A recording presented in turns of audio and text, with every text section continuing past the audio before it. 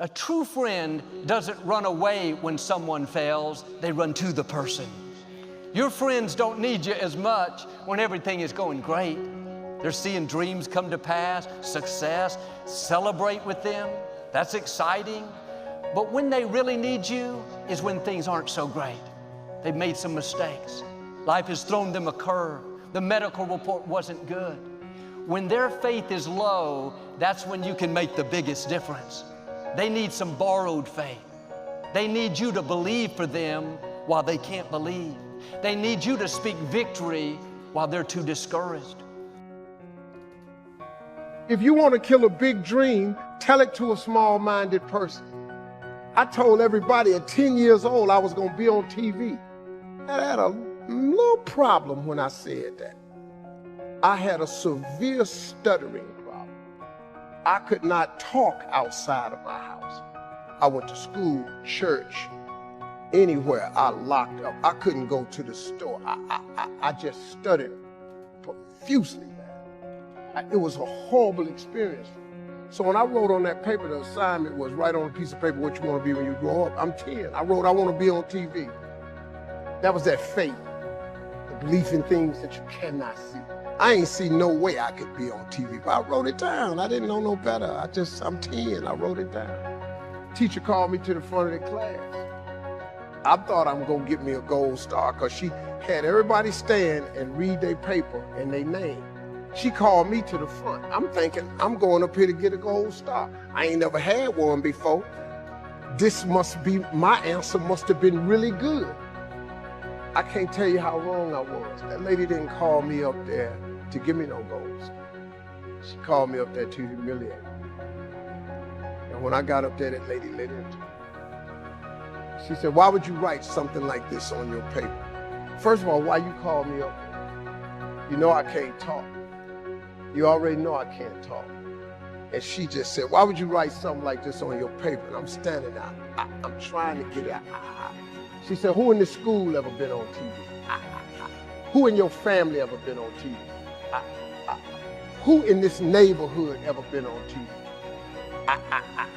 She said, look at you standing there. You can't even talk. How they gonna put somebody like you on TV? So every Christmas, I send her a flat screen TV.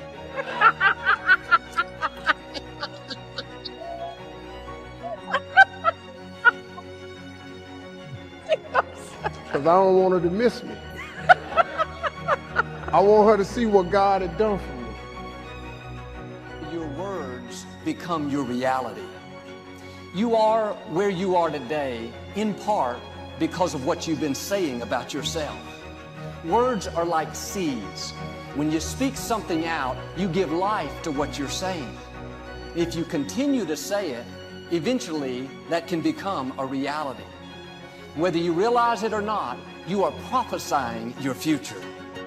And this is great when we're saying things like, I'm blessed, I'm strong, I will accomplish my dreams, I'm coming out of debt. That's not just being positive, you are prophesying victory, prophesying success, prophesying new levels. Your life will move in the direction of your words. But too many people go around prophesying just the opposite. I never get any good breaks.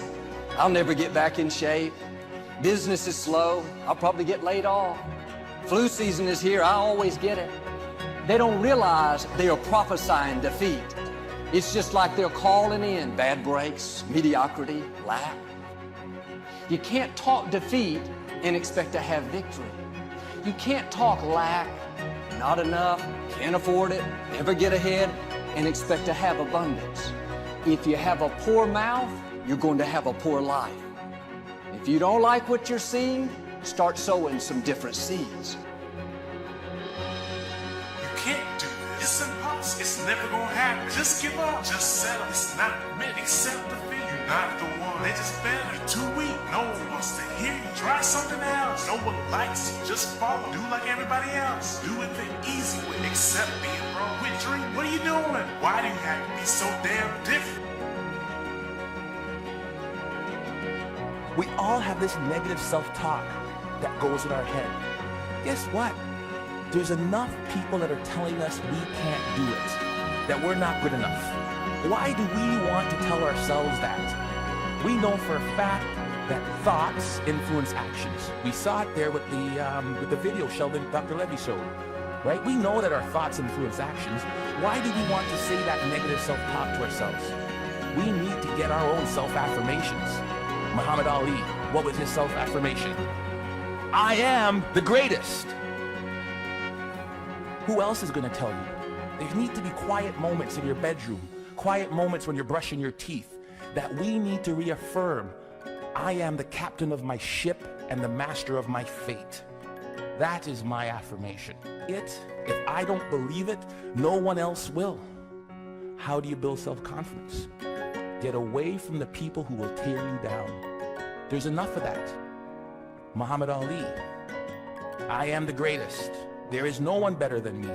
It's a difference between hubris and ego and false pride. It's just reminding yourself in quiet, silent moments.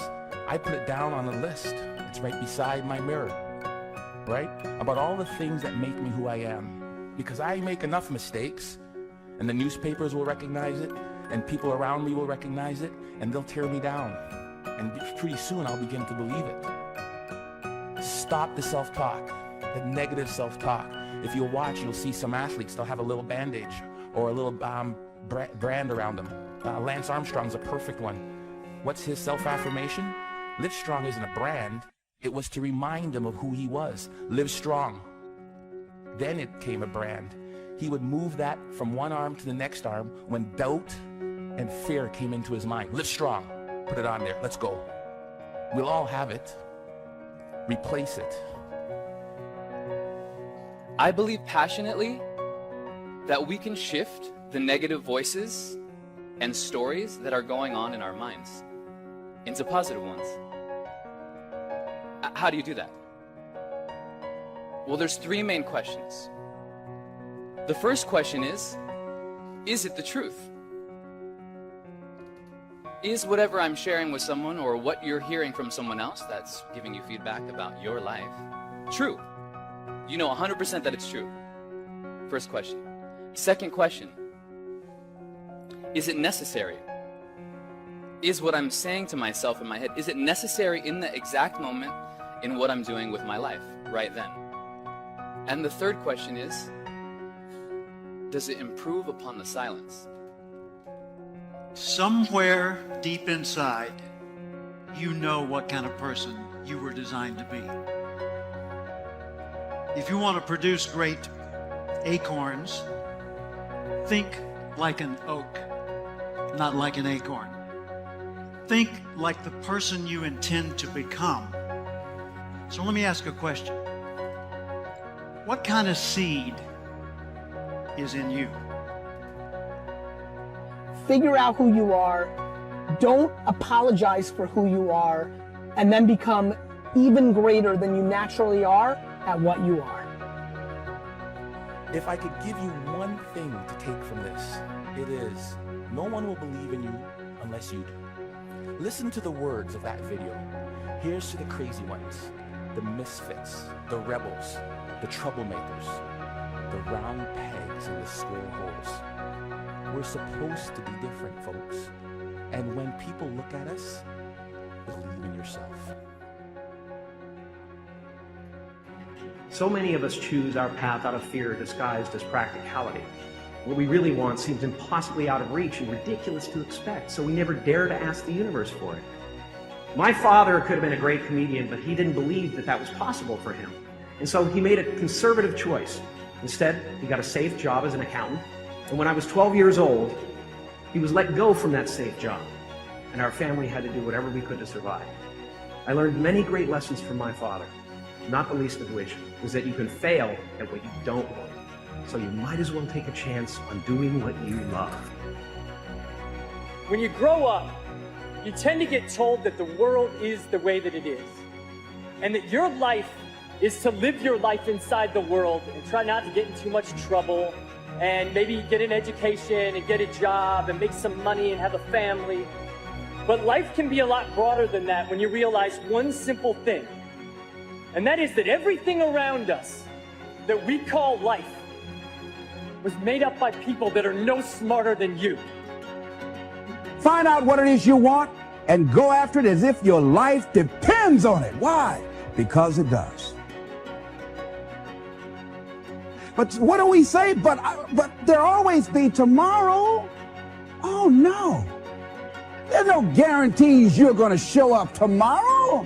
There are a lot of people who were here yesterday that they're not here today. There are a lot of opportunities that were around yesterday. They're not here today.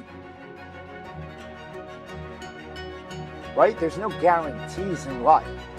But there is one guarantee. If you don't take action, there will be no outcome or no positive outcome. The outcome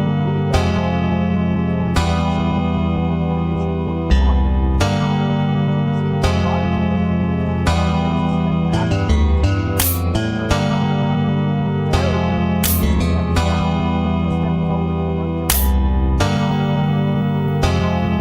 be Em đến nhẹ nhàng như cách em đi qua cái khảng lãng mạn như thi ca, khiến anh chẳng nhớ được gì cả, chỉ chút vội vã anh ghi và anh không biết được là đôi mình còn gần bên nhau bao lâu nữa. Nhiều lúc anh nghĩ hay thôi mình có lẽ là đừng yêu nhau nữa, vì cãi vã nhiều quá anh mệt lắm, chia tay nhiều quá anh mệt lắm, tất cả ở em đều mệt lắm. Nhưng rồi thời gian cũng hết năm, em thì vẫn ở đó, vẫn nắm chặt tay, vẫn kể môi sát môi. Anh thì vẫn như vậy, vẫn nghệ sĩ nghèo chỉ có lời hát thôi. Em à, người ta mất nhau trong 2 tuần và ta xa nhau cũng 2 lần. Anh không có phải thằng khờ, cũng biết trái tim đâu đó đã phai dần. Phải cần một sự liều lĩnh để thấy mình còn luyến thương nữa không. Mình sống với nhau như vợ chồng, những tình thế này thì chưa giống. Bài nhạc anh viết vẫn chưa xong, liệu rằng ngày đó có cuốn dẫu không cách nào mang nắng về đêm đông, cũng không hái được sao trên trời kia đem xuống. Nhưng sau này có thể đưa em giữ hộ tiền lương, sau này có thể làm việc nhà nếu em lười. Nhân gian thường nói không tồn tại thiên đường, chắc do họ chưa từng nhìn thấy lúc em cười. Ấm áp tỏa sáng tựa vầng thái dương, kéo anh chuyển động tinh tiến ở xung quanh. Hoài ngày hạnh phúc nhất mà anh âm thầm mãi ước, ngày ta đứng trước linh mục và cùng sánh vai lại. Thêm lần nữa tuyên bố nhẹ, em về khuyên bố mẹ kén rể đi anh đến tuyển ngay. Dù ít tin tưởng vào duyên số, nhưng nếu em cho số đảm bảo mình nên duyên đấy. Từ khi gặp em Google hết tác dụng, bởi em là tất cả những gì anh cần tìm, giống một kho báu để ngăn người khác đụng tới. Đối đầu thế giới anh cũng sẵn sàng cân tim, ghét phải lặng im coi em như cô bạn.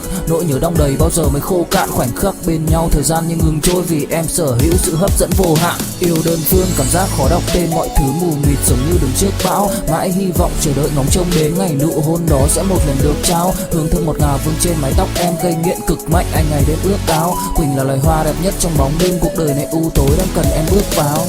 Đưa cho anh cái bản đồ vì anh sắp lạc bên trong đôi mắt kia. Hãy đưa cho anh cuốn từ điển vì cảm xúc này anh không thể cắt nghĩa. Chuẩn bị đưa anh khi say anh thường hãy nhắc về em, mong khỏa lấp những u tối. Khoảnh khắc về đêm nghe lại bài ca ngày xưa cũ, ta hát về nhau nhớ những giấc mơ ta từng ước.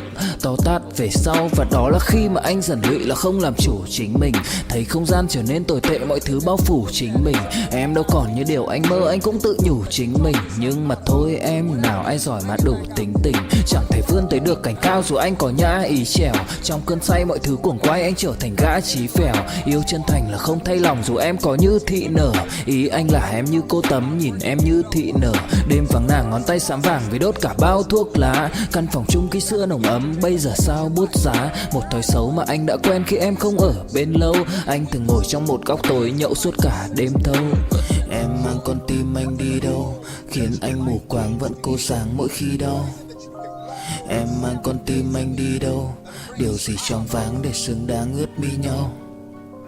Em mang con tim anh đi đâu, khiến anh mù. It is a dream deeply rooted in the American dream. I have a dream.